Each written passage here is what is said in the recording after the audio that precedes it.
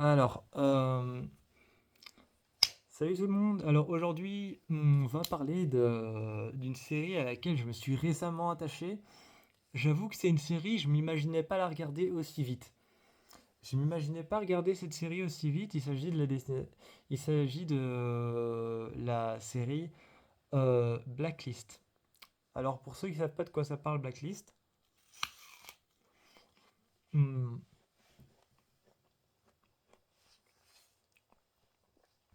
pour ceux qui savent pas de quoi ça parle Blacklist, ça parle d'un tueur, un tueur en série, un tueur de masse qui est vraiment très connu et qui est le tueur le plus recherché d'Amérique. Et donc, le tueur le plus recherché d'Amérique, en fait, s'appelle Reddington. Et ce tueur, le plus recherché d'Amérique, va proposer au FBI justement quelque chose. Après avoir entendu parler de... Parce que toute la série commence avec un agent qui s'appelle l'agent Elizabeth Keane, qu'on appelle aussi Liz Keane. Et en fait, l'agent Elizabeth Keane va venir, juste après son arrestation, après l'arrestation de Reddington, va venir, euh, le voir, s'entretenir avec lui et surtout le faire avouer, ou en tout cas essayer de le faire avouer de ses actes, car Elizabeth Keane a survécu à quelque chose d'horrible, à un incendie quand elle était jeune, et elle y a survécu, elle ne sait pas encore comment, et c'est ça qu'elle doit découvrir à travers son métier dans le FBI. Et avec son mari, Tom Keane, elle va essayer de découvrir comment est-ce qu'elle a survécu à ça. Euh, je vous dis pas le retournement de la situation, je vous dis pas le retournement de la situation de la série parce que moi j'y suis déjà arrivé. Mais en fait, Reddington, quand il va voir Elizabeth Keane, Liz Keane, quand il va la voir, il va proposer un marché. Et Elizabeth Keane va demander, un peu réticente, pourquoi est-ce que je devrais vous écouter. Et il dit, écoutez d'abord le marché que je vais vous proposer. Je vous propose de travailler avec vous, avec le FBI. Donc Reddington, ce tueur reconnu en Amérique, le tueur le plus recherché, propose de travailler avec le FBI, mais uniquement s'il peut travailler en collaboration avec Elizabeth Keane et selon ses plans. Et Reddington, c'est quelqu'un qui a tendance à travailler à sa manière, à trahir s'il le faut et à faire des coups bas s'il le faut. Il a ses liaisons, des liaisons vers des chercheurs de tête et des liaisons vers des tueurs en série, des assassins et des mercenaires. Donc il a plein de liaisons différentes et il entraîne Elizabeth Keane dans une sorte de course-poursuite contre la montre autour de meurtres, de crimes, d'attentats, de plein de trucs différents. C'est pour ça que j'aime bien cette série parce qu'elle est variée énormément autour des meurtres, des crimes.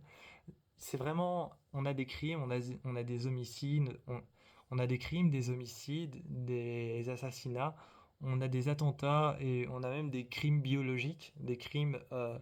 Il y a un épisode que j'ai adoré qui était un crime biologique où un homme recréait l'ADN de certains enfants, il kidnappait les enfants, il les emmenait dans un laboratoire, il leur faisait croire que c'était une sorte de récréation, un endroit où les enfants allaient vivre, allaient vivre sereinement, un peu comme dans une cour de récréation.